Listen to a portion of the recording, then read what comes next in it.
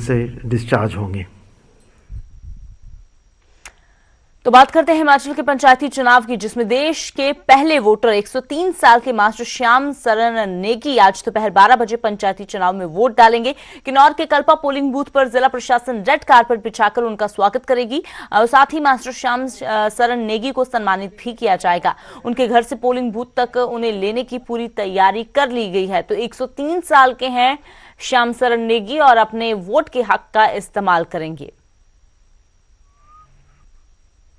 उनका स्वागत किया जाएगा। वहां पर उनका जो मतदान केंद्र है वहां पर रेड कारपेट वेलकम की व्यवस्था की गई है और उन्हें सम्मानित किया जाएगा और एक संदेश जो है वो दिए जाने का प्रयास किया जाएगा कि लोकतांत्रिक व्यवस्था में मताधिकार जो हमारी सबसे महत्वपूर्ण शक्ति है उसका प्रयोग प्रत्येक एलिजिबल वोटर को जो है वो हमेशा करना चाहिए। और अब बात करते हैं मौसम के मिजाज की। आधा जनवरी का महीना बीत चुका है, लेकिन ठंड का कहर अभी भी जारी है। मैदानी इलाकों में सबसे ज्यादा परेशानी गाड़ी चालकों को उठानी पड़ रही है और इसकी वजह है कोहरा। आसमान में छाई सफेद कोहरे की चादर सड़कों पर विजिबिलिटी ना के बराबर कर देती है। वहीं पहाड़ों की बात करें तो यहाँ का मौसम सुहावना है। हालांकि बर्फबारी की वजह से ठंड तो पूरे चरम पर है, लेकिन कम से कम मौसम साफ होने के कारण दिन में लोगों को राहत तो मिलती है। लेकिन अगर बात की जाए मैदानी इलाकों की, मैदानी इलाकों में हालात किस तरह के हैं तस्वीरों में आपको दिखाने की कोशिश कर रहे हैं। जो कोहरा है वो इस तरह से छाया रहता है कि सुबह के समय भी जो वो शाम का समय ही लगता है, जिस तरीके से कोहरा पड़ रहा है। तो फिलहाल मौसम का हाल जान लेते हैं। पंचकुला से मनोज कुमार मेरे सहयोगी जुड़े हैं और शिमला से रणबीर। मनोज, तो हालात मैदानी इलाकों के फिलहाल इस तरह के हो चुके हैं कि कह सकते हैं कि पहाड़ों से ज्यादा ठंड यहां पर देखने को मिल रही है, क्योंकि मौसम यहां पर साफ होने का नाम नहीं ले रहा, कोहरा यहां पर इतना पड़ रहा है। देखिए अमृत, पिछले 3 दिनों से लगातार यही सिलसिला बना हुआ है। बहुत ज्यादा जो पारा है उसमें गिरावट देखी जा रही है और खासकर सुबह के वक्त जितना मैदानी इलाका, खासकर हरियाणा की अगर बात करें तो बहुत ज्यादा कोहरा और धुंध देखने को मिल रही है, जिससे वाहनों की आवाजाही पर इसका व्यापक असर पड़ा है। हालांकि फसलों के लिए इस कोहरे को काफी बेहतर बताया जा रहा है, लेकिन सामान्यतः जो मौसम है इस वक्त, जो पारा है वो सामान्य से 3 से 4 डिग्री नीचे ही है। तो हम कह सकते हैं कि सर्दी का जो सितम है अभी जारी है। और जो मौसम विभाग की अगर बात करें तो इस प्रकार का जो मौसम है, अगर 3 से 4 दिनों का भी जो प्रेडिक्शन है वो इसी प्रकार से रहने वाला है। तो अभी लोगों को उसके लिए तैयार रहना पड़ेगा। हालांकि किसानों के लिए इसमें कोई नुकसान की बात नहीं है, उनके लिए ये मौसम ठीक है। जी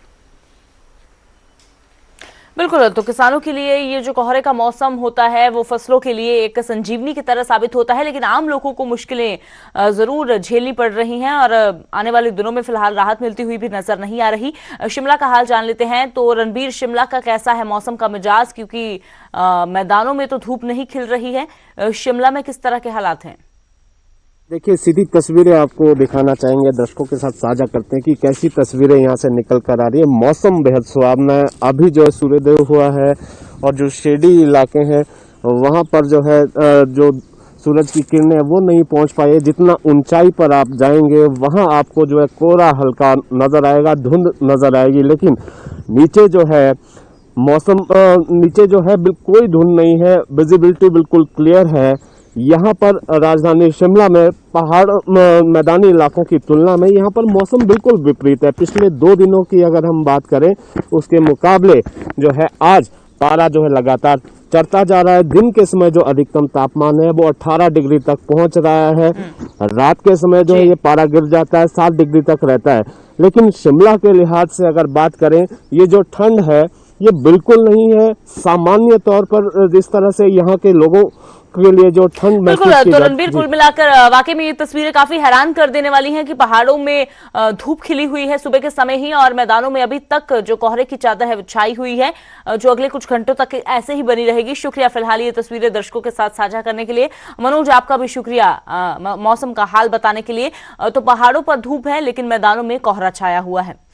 अब बात करते हैं कोविड-19 की, जिस महामारी ने परस्पर निर्भरता की भावना को सुदृढ़ किया है, जिससे कि पूरा देश इस विपत्ति का एकजुट होकर मुकाबला कर सके। वैक्सीनेशन के ऐलान के बाद जरूरत होगी कि सभी अपना सर्वश्रेष्ठ योगदान दें और नेटवर्क 18 इस मुहिम में हर कदम पर आपके साथ होगा।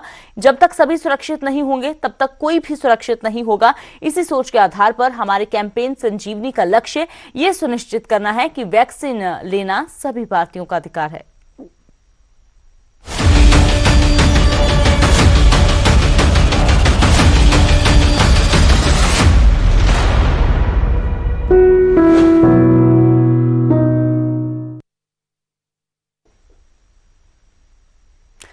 तो हमने आपको हमारे खास कार्यक्रम बायजूस यंग जीनियस में मिलवाया बायजू के यंग जीनियस लीडियन से। आइए दिखाते हैं हमारे कार्यक्रम में आने के बाद कैसा रहा उनका अनुभव।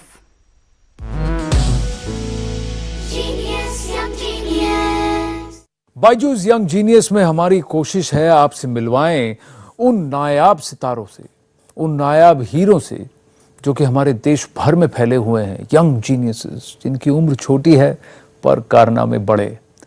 एक ऐसे ही यंग म्यूजिकल जीनियस से हम रूबरू हुए बायजूस यंग जीनियस में। उनका नाम है लिडियन नादस्वरम, जो अभी हमारे साथ जुड़ रहे हैं वापस। Lydian, hi, this is Anand here. How are you? Oh, hello, uncle. I'm fine, uncle. Thank you. How was the experience on Baijus Young Genius? Because I had a fantastic time watching you perform, talking to you. Did you enjoy yourself?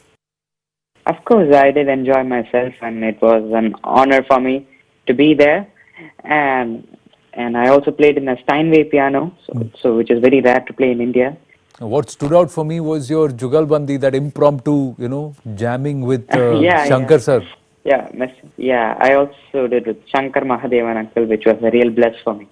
Great. And have you, how has the family back home reacted? How have your friends reacted?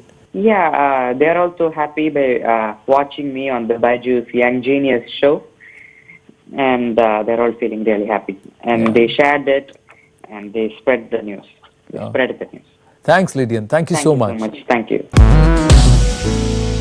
Thank you.